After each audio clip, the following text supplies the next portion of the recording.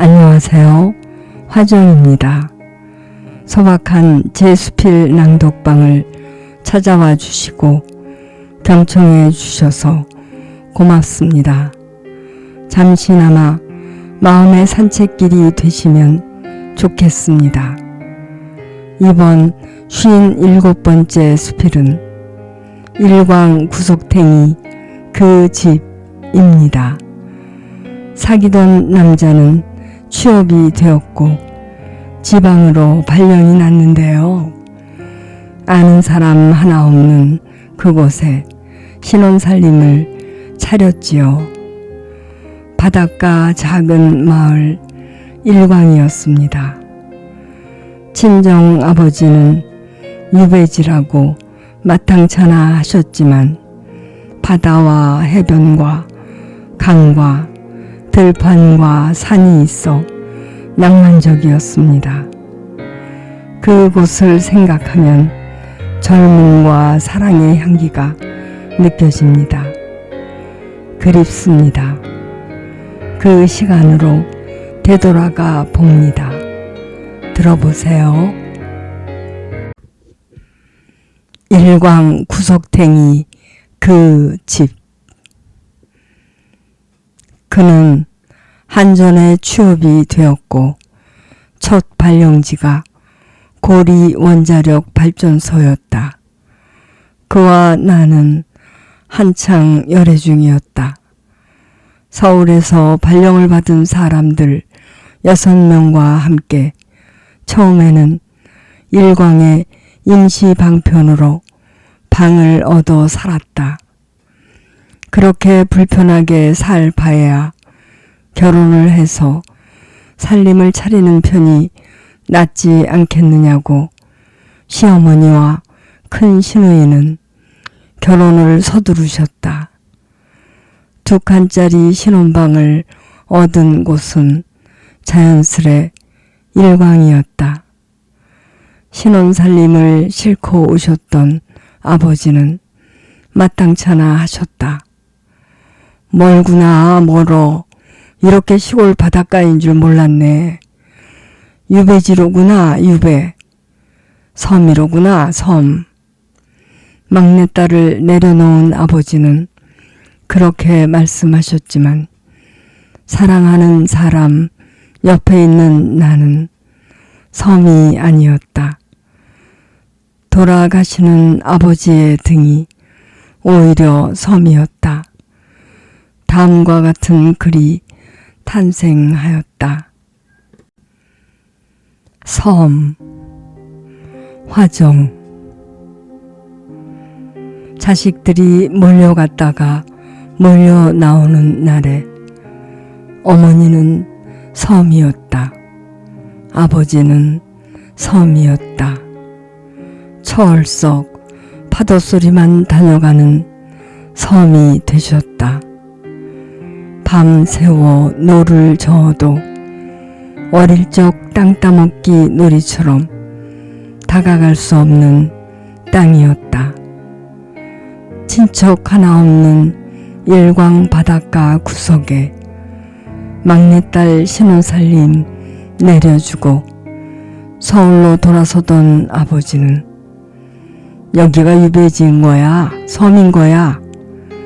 무거운 발걸음 옮기셨지만 사랑하는 이 옆에 있는 그곳은 그리고 나는 섬이 아니었다. 막내딸을 내려놓은 아버지 등이 허름한 섬이었다. 따라 나설 수 없는 섬이었다. 기다림으로 출렁대다가 그리움으로 쏴쏴 눈물 짓다가 돌아 눕는 그 섬. 그 섬에 닿고 싶은 날에는 나도 섬이 된다. 그랬다. 일광이라 했다. 한 번도 들어본 적 없는 바다를 낀 작은 어촌 마을이었다. 아는 사람이라고는 남편밖에 없어 낯설고 적적한 동네였다. 신혼집으로 향하는 길은 좁고 구불구불했다. 차가 들어가지를 못해 신혼살림을 리어카에 실어 날랐다. 그 길 오른쪽으로는 오래되고 낡고 개딱지처럼 낮은 어촌 마을 집들이 옹기종기 모여 있었다. 왼쪽으로는 조붓한 강물이 바다로 흘러가고 반짝이는 흰 비늘을 지닌 은어가 몰려다녔다. 그 강 옆길을 10여 분 걸어가다 보면 밭으로 둘러싸인 양옥집이 나타났다. 지은 지 얼마 안 된 듯 다른 시골집들에 비하면 번듯하고 말끔했다. 80이 넘은 할머니와 60이 넘은 부부와 그들의 막내딸이 살고 있었다. 그 집 오른편 2칸짜리 방이 우리의 보금자리였다. 풍성한 긴 퍼머 머리에 레이스가 달린 옥색 하늘하늘한 여성스러운 옷을 입고 태종대에서 찍은 사진이 있다. 진달래빛 투피스를 입고 그 집 앞들에 5곳이 부끄러운 듯 앉아있는 사진도 있다. 서울 새색시 냄새가 물씬 풍긴다. 그곳에서 생활이 2년쯤 지났을 무렵 잡화점 아주머니는 말씀하셨다. 새댁, 처음에 왔을 때 그렇게 희고 곱더니만 까매지고 마르고 거칠어졌네, 저런.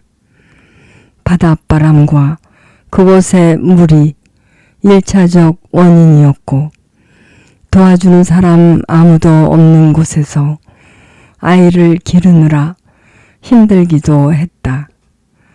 6개월 된 첫 아이를 안고 그 집 대문간 앞에서 세 식구가 찍은 사진이 있다. 노란색 티셔츠에 멜빵 스커트를 입은 나와 어린 아들을 안고 여유로운 미소를 짓는 그가 있다. 곱슬머리에다 머리숱이 많은지라 아침마다 고데기로 머리를 매만진 그는 말쑥한 모습이다. 그때는 그도 나도 머리숱이 풍성한 싱그럽고 창창한 나무였다. 지금에 와서 보면 그 젊음에 눈물이 날 지경이다. 그곳에는 강과 바다와 산과 냇물이 있었다. 사랑하는 사람이 있었다. 아이가 태어났다. 수소나가 만발한 뜰에서 아이는 걸음마 연습을 했다. 아이 돌 때는 진달래를 한아름 꺾어다 돌상에 놓기도 했다. 뚝방길을 따라 냇물을 따라 걷다 보면 산국 등 들꽃이 지천이었다. 퇴근을 하는 그를 마중하러 강길을 따라 매일 걸어갔다. 아이가 태어나고부터는 아이와 함께 마중을 나갔다. 하루 종일 남편만 기다렸던 내게 남편을 마중가는 일은 무엇과도 비교될 수 없는 기쁜 일이었다. 낭만과 사랑과 행복이 옆 강물처럼 내 안에 흐르던 날들이었다. 하루의 일을 끝낸 남편과 아이와 내가 집으로 돌아오는 그 길은 영화의 한 장면처럼 평화롭고 감미로웠다. 이중섭의 그림처럼 단순하고 밋밋해 보였으나 따스했다. 나중에 안 일이지만 우리의 일거수일투족을 마을 사람들은 지켜보고 있었다. 그곳에서 친구가 된 내 또래 그녀가 말해주었다. 온 동네에 소문이 자자한 거 알아요? 매일매일 신랑 마중 나가는 셋이 저기 산다고요. 깨가 쏟아진다고요. 깨만 쏟아졌을까? 고리에 원자력 발전소가 한창 건설되고 있던 때였다. 각 분야의 회사들이 투입되어 있었고 자회사들도 많았다. 업자들이 많아서 술을 마실 기회가 줄을 서 있었다. 신입사원이었던 그는 윗사람들을 모시느라 술자리에 빠질 수 없었고 본인도 술을 좋아하는 편이었다. 직장 사람들과 해운대로 나가 술이라도 마시는 날이면 아무리 기다려도 그는 오지 않았다. 전화가 없었으므로 연락을 할 수도 받을 수도 없었다. 나는 그 좁은 강길을 따라 마중을 나갔다가 하염없이 기다렸다가 풀이 주고 쓸쓸하게 돌아왔다. 외로움으로 울고 싶었고 서울 가족들에게로 뛰어 올라가고 싶었다. 남자를 이해하고 사회를 이해하는 너그러운 아내이기보다는 칭얼대고 보채고 화를 내는 아내였던 것을 후회한다. 그가 술을 마시고 취하는 동안 괜한 걱정과 기다림으로 보낸 내 젊음의 시간들이 아깝다. 나를 위한 시간으로 보내지 못한 게 아쉽다. 바닷가를 끼고 오후에는 매일 장이 섰다. 비릿한 바다 내음이 바람결에 실려왔다. 걸어서 15분 거리였다. 북적북적 거렸다. 한국 유리공장이 그곳에 있었고 고리 원자력 발전소가 20여 분 거리에 있었으므로 젊은 부부들이 꽤 많았다. 싱싱한 물고기부터 직접 기른 푸성기까지 기본적인 먹거리는 풍성하였다. 요리책에서 요구하는 소스나 재료들은 없어서 집들이와 아이 100일 잔치 때는 해운대로 장을 보러 가기는 했다. 1,000원, 2,000원 소리치는 떨이 옷장사도 가끔 왔다. 한 번은 1,000원짜리 두툼한 아이의 겨울바지를 팔길래 따스하겠다 싶어 한 개 샀다. 엉덩이 부분은 앞쪽보다 여분이 많아야 하는데 앞쪽과 같은 넓이로 만들어져 있었다. 초보자의 솜씨였다. 엉덩이 부분이 꽉 끼었다. 불편하게 뒤뚱거리며 걷는 아이를 보는 우리는 얼마나 깔깔거렸던가. 봄이면 각종 꽃 화분을 가득 실은 꽃 트럭도 왔다. 희고 정갈한 꽃이 푸른 줄기들 사이에 삐죽 솟아있는 화분에 마음이 꽂혔다. 스파트 필름이라 했다.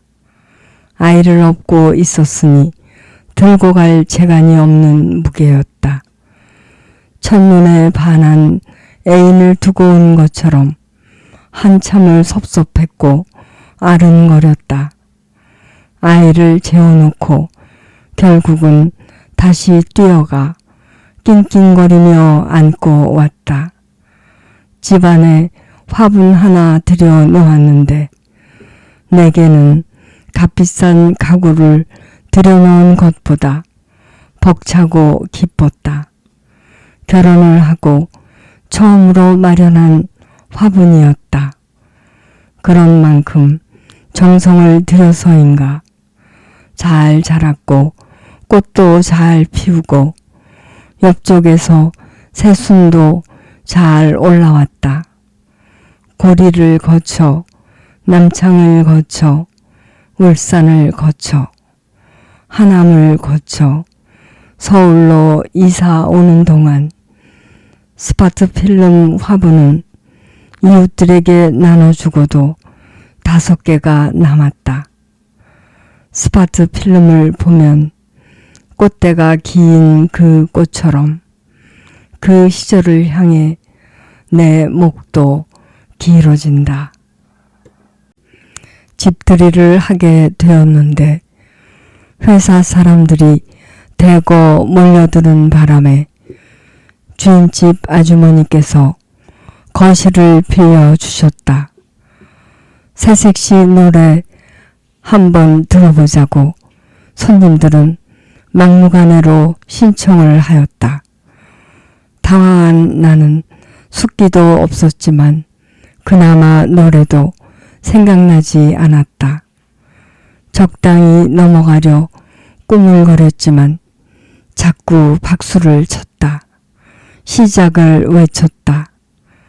어쩔 수 없이 겨우 생각난 노래가 꽃반지 끼고였다. 20대 초반에 기본적인 기타 코드를 배우느라 기타를 치며 자주 불렀던 노래였으므로 제일 먼저 떠올랐고 만만하였다. 생각난다. 그 오솔길. 그대가 만들어준 꽃반지 끼고 다정히 손잡고 거닐던 그 오솔길. 이제는 가버린 가슴 아픈 추억. 간신히 노래를 끝냈는데 누군가 유쾌하게 큰 소리로 말했다. 아니, 새색시가 가슴 아픈 사랑 추억 노래를 부르십니까? 용감하신데요. 사람들이 와그르르 웃었지만 나는 정신이 없었고 어리둥절하였다. 잠자리에 들었을 때 가사를 곰곰 생각해보고 나서야 사태를 파악하였다. 첫 문장은 사랑을 노래한 것이고 둘째 문장은 이별을 노래하였으나 내 머릿속에는 첫 문장의 아련한 사랑만 저장되었던 것이다.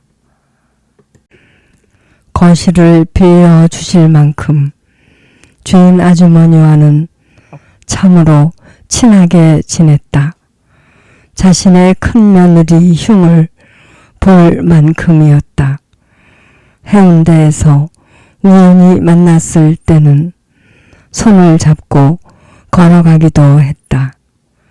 정이 넘치셨다. 김치를 만드는 방법을 가르쳐 주시기도 했다.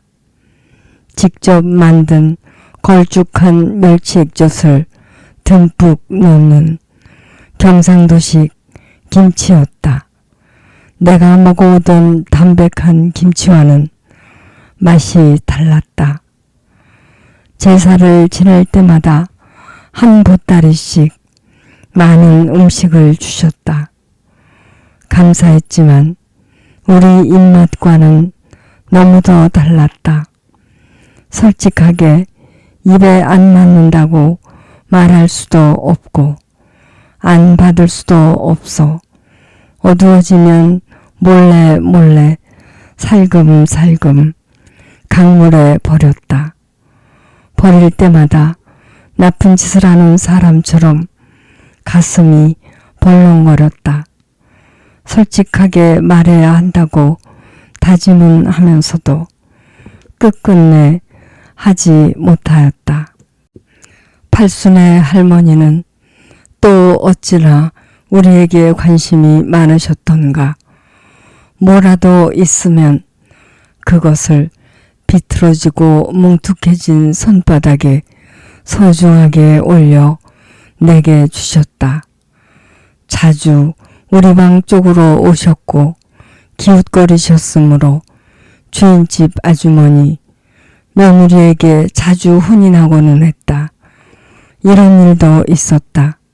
그 집은 화장실 2개가 나란히 대문 옆에 있었다. 그 화장실에서 볼일을 끝내고 나가려는데 아플싸 내가 화장실에 들어와 문을 닫는 순간에 밖에 고리가 흔들려 저절로 잠궈진 모양이었다. 어찌하겠는가. 누구 없어요. 서너 번 연거푸 소리를 질렀을 때 화장실 문을 열어준 사람은 할머니였다. 내 할머니가 생각났다. 무조건 내 편이고 못생긴 나를 보름달처럼 환하다고 칭찬해 주시던 할머니가 생각났다. 그 뒤부터는 맛있는 게 있으면 나도 그 할머니에게 살짝 드렸다. 내 할머니처럼 합죽 웃으셨다. 살다 보면 이해가 가지 않는 일이 일어나고는 한다.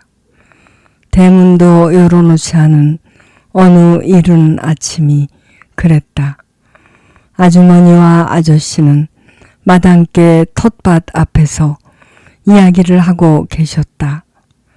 내가 우리 집 쪽문을 열고 좁은 통로를 지나 막 마당으로 내려선 순간이었다. 계단이 밖으로 나와 있었던 막내딸이 기거하는 것으로 알고 있는 2층 방에서 안면이 없는 한 후줄그레한 청년이 내려오는가 싶더니 대문으로 나가지 않고 울타리를 훌쩍 뛰어넘어 동네가 아닌 반대편 길로 사라지는 것이었다. 내가 놀라서 저기 손짓을 했는데 두 분은 짐짓 모른 척 돌아서는 것이었다.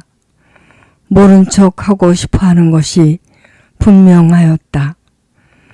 나도 못 본 척 서둘러 방으로 들어와 버렸다. 못 볼 것을 본 듯한 느낌이었다. 영화 목격자의 목격자가 된 기분이었다. 그 이후로 나를 대하는 아주머니의 태도가 무표정해지더니 갑자기 한 달 내로 이사를 하라는 것이었다. 갑작스러운 주문에 망치로 머리를 얻어맞은 듯 정신이 없었다. 남편은 직장일로 바쁘고 내가 아이를 들쳐업고 여기저기 방을 보러 다녔다. 지쳐서 돌아왔다. 해운대도 여러 번 드나들었지만 우리가 가진 돈으로는 부족하였다. 이래저래 주인집 아주머니를 원망하는 내 마음만 눈덩이처럼 커져갔다. 다행스럽게도 목욕탕 2층에 새들어 살던 친구처럼 지냈던 내 또래 젊은 엄마가 사택으로 들어가게 되어 우리가 그 집으로 이사할 수 있었다. 한 동네였지만 주인집 아주머니를 한동안 못 본 척 하면서 지냈다. 어느 날 몇 가지 푸성기를 가지고 바닷가 시장에 앉아 계셨던 아주머니를 그냥 지나치려는데 아주머니는 먼저 말을 건네셨다. 새댁, 내 것도 사줘야지. 일단은 웃었으나 나는 진심으로 웃지 않았다. 그 동네 신혼집이 있던 일광을 30년이 흐른 후 다녀왔다. 봄처럼 화사한 신혼시절 2년을 살던 곳이었으므로 언제든 한 번은 가보고 싶었다. 동네를 관통하여 울산으로 향하는 국도 주변은 변한 게 없는데 그 외의 집들이 대부분 개축이 되었다. 아이랑 놀던 솔밭을 들렸다. 바닷가 시장을 들렀다. 그 주인집 아주머니 같은 분이 쪼그려 앉아 고개를 숙인 채 나무를 다듬고 있는데 혹시나 했다. 주인집 아주머니의 나이가 90이 넘으셨을 것이니 이 자리에 있을 턱이 있는가. 더구나 우리가 살던 양옥집이 있던 자리에는 높다란 아파트가 들어서 있었다. 아주머니의 손을 부여잡고 진심으로 웃고 싶었는데 사람은 가고 집은 사라졌다. 그리움으로 묻어두어야 할 신혼집이여.